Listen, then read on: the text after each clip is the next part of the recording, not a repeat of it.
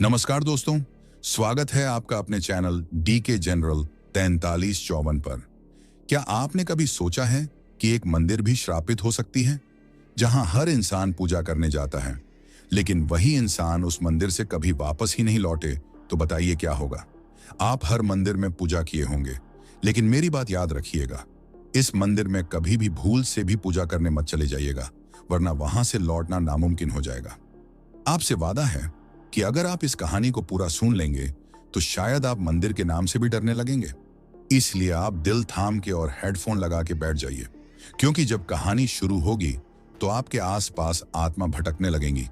और एक बात, जब कहानी सुनिएगा तो अगल बगल मत देखिएगा, क्योंकि ना जाने हादसा भी हो सकता है।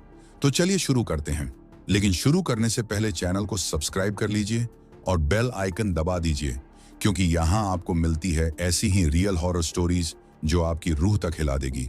और हाँ, आप हमारी कहानी कहाँ से सुन रहे हो और आपका नाम क्या है, प्लीज कमेंट करके जरूर बताना।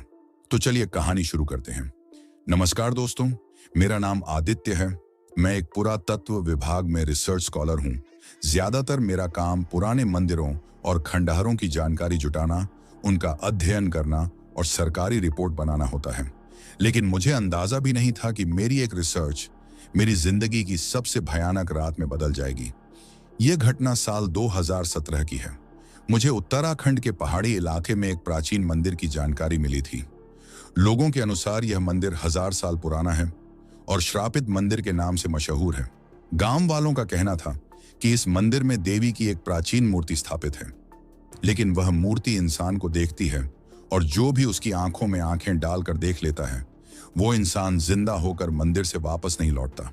पहले मुझे लगा यह बस अंधविश्वास है, लेकिन जब मैंने सुना कि पिछले 10 सालों में उस मंदिर में गए 5 लोग गायब हो चुके हैं, तो मेरे भीतर भी हल्की सी बेचैनी होने लगी।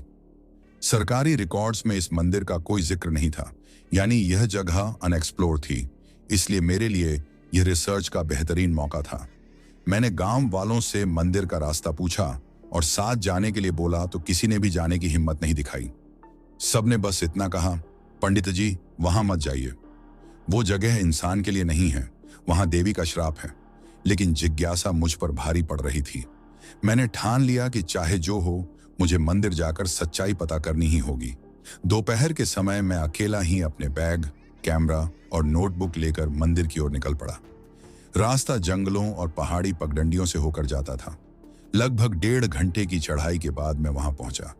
जैसे ही मंदिर नजर आया, मेरे कदम अपने आप रुक गए। वो मंदिर खंडहर जैसा दिख रहा था। चारों तरफ ऊंची झाड़ियां उगी हुई थीं, दीवारों पर बेलें लिपटी थीं और दरवाजा आधा टूटा हुआ था।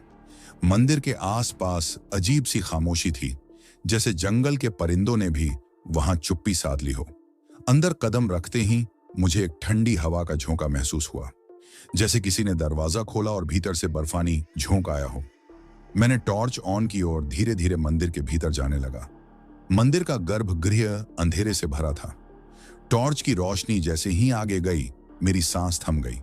वहां एक प्राचीन पत्थर की देवी की मूर्ति रखी थी, लेकिन सबसे डरावनी बात यह थी कि उस मूर्ति की आंखें किसी इंसान की आंखों जैसी लग रही थी, जैसे वो जिंदा हो और मुझे घूर रही हो। मेरा शरीर पसीने से भीग गया।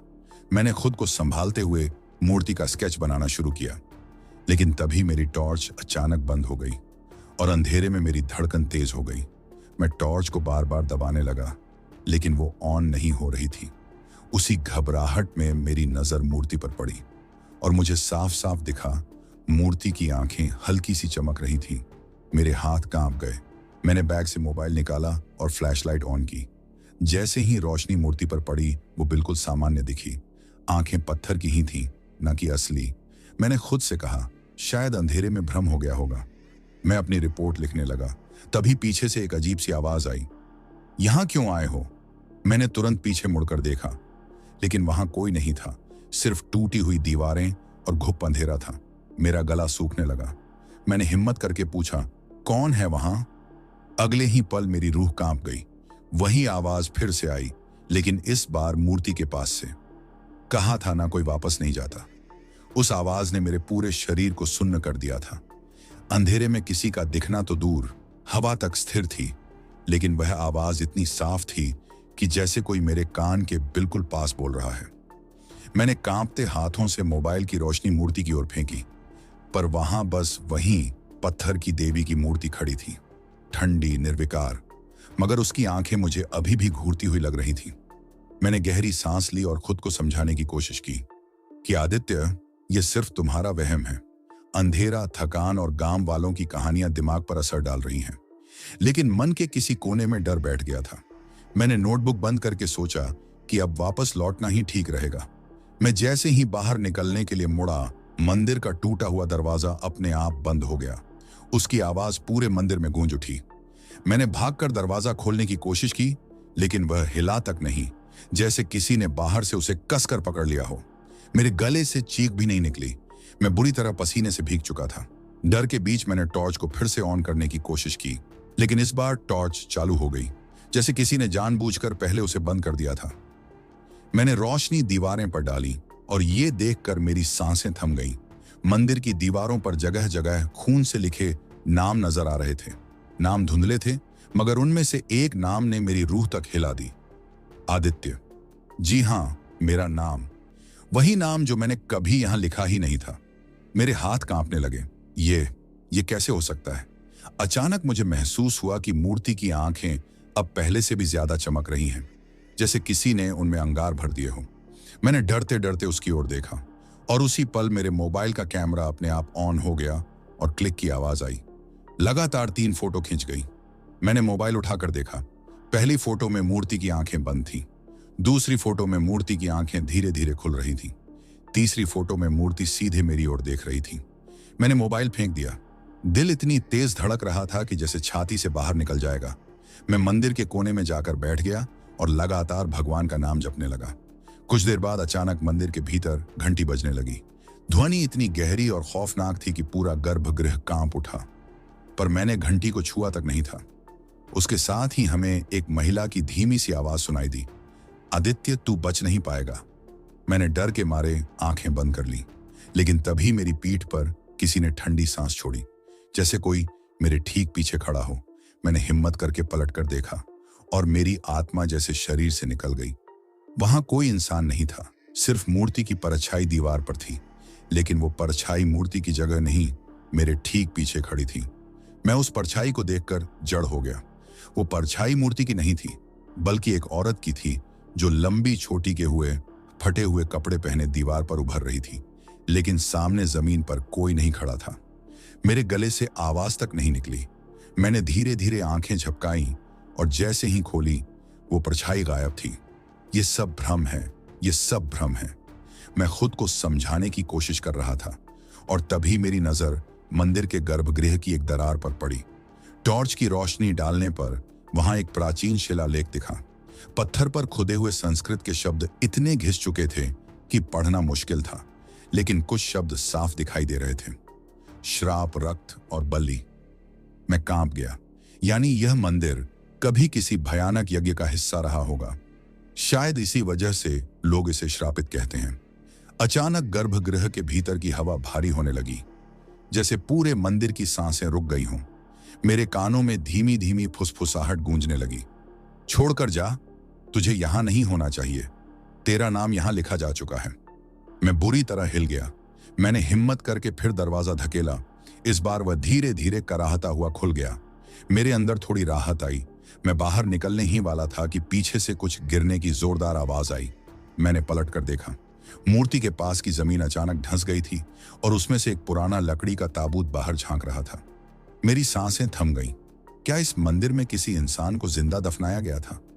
मैंने कांपते हाथों से ताबूत का ढक्कन हटाया और अंदर जो मैंने देखा, उसने मेरी रूह तक जमा दी। उसमें एक औरत का कंकाल था, लेकिन उसकी आंखों की जगह 2 चमकते पत्थर लगे हुए थे, उसी तरह जैसे मूर्ति की आंखों में थे। मेरे दिमाग में बिजली सी दौड़ गई। क्या यह वही औरत थी जिसे बलि के रूप में चढ़ाया गया था? क्या मूर्ति की आंखें असली इंसानी आंखों से बनाई गई थीं? जैसे ही यह ख्याल आया, अचानक कंकाल का मुंह खुला और एक फटी हुई आवाज निकली, तू देर कर चुका है, अब तू भी यहीं रहेगा। मैं चिल्लाकर पीछे हटा। तभी मंदिर की दीवारें खुद ब खुद कांपने लगी। टॉर्च मेरे हाथ से गिर गई और अंधेरा फैल गया। मैंने जैसे तैसे मोबाइल की फ्लैशलाइट ऑन की, लेकिन अब गर्भगृह की हालत बदल चुकी थी। मूर्ति अब वैसी स्थिर नहीं थी। उसके हाथ ऊपर उठे हुए थे और वो मेरी ओर बढ़ते दिखाई दे रहे थे। उसकी आंखें धधक रही थीं, जैसे उनमें आग भरी हो।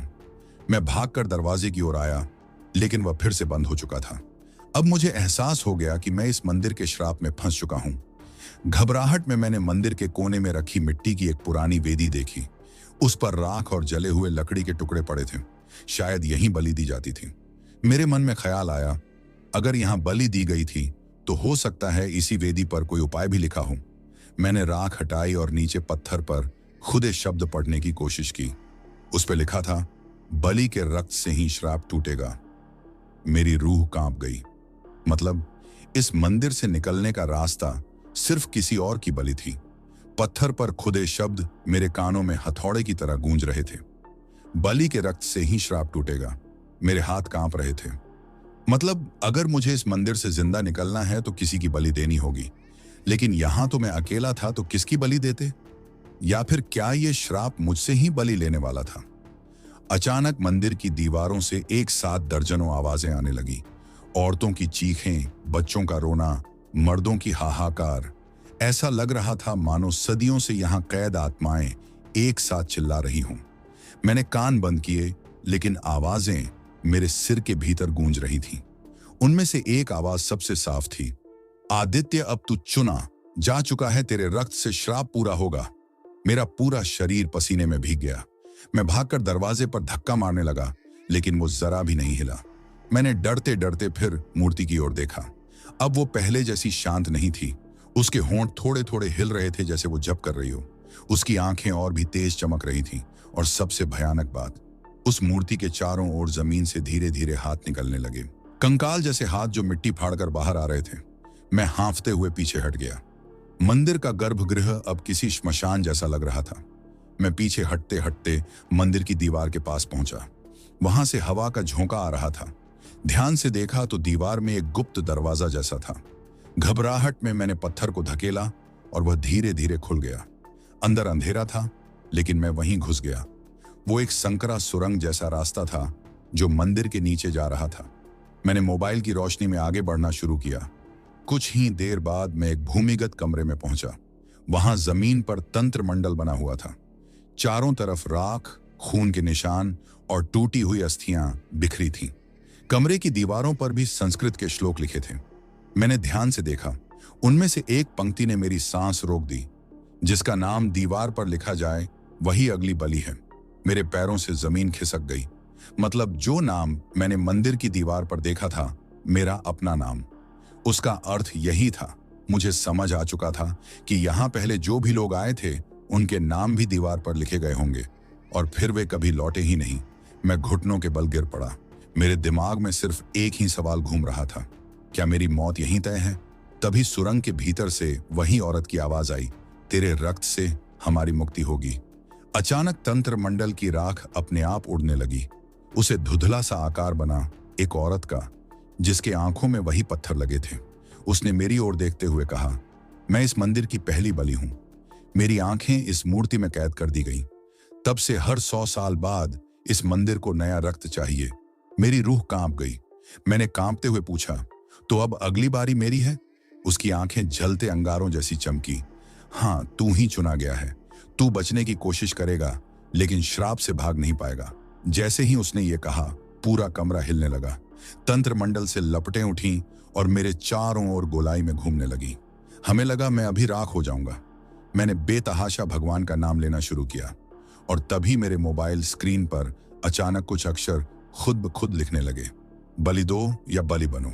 तंत्र मंडल से उठती लपटें धीरे धीरे मेरे चारों ओर घूमने लगी, जैसे किसी अदृश्य शक्ति ने हमें कैद कर लिया हो। मैंने भागने की कोशिश की, लेकिन मेरे पैर जमीन में धंसते चले गए। तभी वही औरत, जिसकी आंखें पत्थरों से बनी थीं, सामने आकर खड़ी हो गई। उसकी हड्डी जैसी उंगलियां मेरी गर्दन की ओर बढ़ रही थीं। तू ही अगली बलि है। उसकी आवाज गुफा की दीवारों को हिला रही थी। मैं चिल्लाया, नहीं, मैं मरना नहीं चाहता। अचानक मेरे मोबाइल से एक फोटो अपने आप खुल गई। वो वही फोटो थी जो मंदिर में खींची थी। मूर्ति मेरी ओर देख रही थी, लेकिन अब फोटो बदल चुकी थी। मूर्ति की जगह उस फोटो में मैं खुद खड़ा था और मेरी आंखें चमक रही थीं। मेरे रोंगटे खड़े हो गए। इसका मतलब था कि मैं धीरे धीरे उस मूर्ति का हिस्सा बन रहा हूं। जोर लगाकर मैंने अपने पैरों को जमीन से निकाला और सुरंग से बाहर भागा। पीछे से चीखें गूंज रही थीं। भाग मत, तू बच नहीं सकता, तेरे रक्त से ही श्राप टूटेगा। मैं मंदिर के गर्भगृह में लौट आया। वहां का नजारा और भी भयानक था। मूर्ति अब पूरी तरह जिंदा लग रही थी। उसकी आंखों से लाल रोशनी निकल रही थी और उसके चारों ओर दर्जनों कंकाल खड़े थे। उनके जबड़े अपने आप हिल रहे थे, जैसे सब मिलकर कोई मंत्र जप रहे हों। अचानक मुझे याद आया कि गांव वाले क्यों कहते थे कि यहां से कोई वापस नहीं लौटता। ये मंदिर सिर्फ एक पूजा स्थल नहीं था, ये एक जाल था। हर इंसान जो यहां आता, उसका नाम दीवार पर लिखा जाता, फिर वो बलि बन जाता। उसके बाद उसकी आत्मा इन कंकालों की भीड़ में शामिल हो जाती और यह सिलसिला सदियों से चलता आ रहा था। मूर्ति ने धीरे धीरे अपना हाथ उठाया। मेरे कानों में आवाज गूंजी, तेरा समय पूरा हो चुका है। तभी मेरे हाथ अचानक तंत्र मंडल की राख से भर गए, जैसे किसी ने मुझे संकेत दिया हो। मैंने पूरी ताकत से राख मूर्ति की ओर फेंक दी। एक जोरदार धमाका हुआ। मंदिर की दीवारें हिलने लगीं। कंकाल चीखते हुए राख में बदलने लगे, लेकिन मूर्ति वहीं खड़ी रही और अब उसकी आंखें और भी भयानक हो चुकी थीं। मूर्ति के होंठ हिले, तू हमें रोक नहीं सकता, क्योंकि अब तेरे रक्त में ही यह श्राप बस चुका है। मेरे हाथ सुन्न हो गए। मैंने अपनी बांह पर देखा, वहां एक गहरी कट की रेखा उभर आई थी और उससे खून टपक रहा था। खून की हर बूंद जमीन पर गिरते ही चमकने लगी, जैसे मंदिर खुद मेरे खून की प्यासा हो। मुझे समझ आ गया कि अब बचना असंभव है। अगर मैं बाहर भाग भी जाऊं तो भी यह श्राप मुझे छोड़ने वाला नहीं। मैंने कांपते हुए मोबाइल उठाया और आखिरी वीडियो रिकॉर्डिंग ऑन कर दी। मैंने कैमरे की ओर देखते हुए कहा, अगर कोई ये वीडियो देख रहा है तो इस मंदिर में कभी मत आना। ये मंदिर श्रापित है। यहां आने वाला इंसान कभी वापस नहीं जाता और शायद अब अगली दीवार पर लिखा नाम तुम्हारा होगा। इतना कहते ही मंदिर का पूरा गर्भगृह लाल रोशनी से भर गया। कंकालों की चीखें, मूर्ति की हंसी और मेरे दिल की धड़कन एक साथ गूंज उठी। मैंने चीखने की कोशिश की, लेकिन मेरी आवाज वहीं दब गई। अगली सुबह गांव वाले मंदिर के पास पहुंचे। मंदिर वैसा ही खंडहर था, लेकिन इस बार दीवार पर एक नया नाम लिखा था, आदित्य। और मेरे मोबाइल की टूटी स्क्रीन गर्भगृह के दरवाजे पर पड़ी थी। उसमें चल रही आखिरी रिकॉर्डिंग साफ सुनाई दे रही थी, बलि दो या बलि बनो। तो दोस्तों, अगर इस खौफनाक किस्से ने आपकी रूह तक हिला दी है, तो ऐसे ही और डरावनी कहानियां सुनने के लिए अभी चैनल डी के जनरल 4354 को सब्सक्राइब कर लीजिए, क्योंकि अगली कहानी शायद और भी डरावनी हो और कौन जाने उसमें लिखा नाम आपका ही हो। तो चलिए मिलते हैं अगली डरावनी और रहस्यमयी कहानियों के साथ। तब तक अपना ख्याल रखें। धन्यवाद।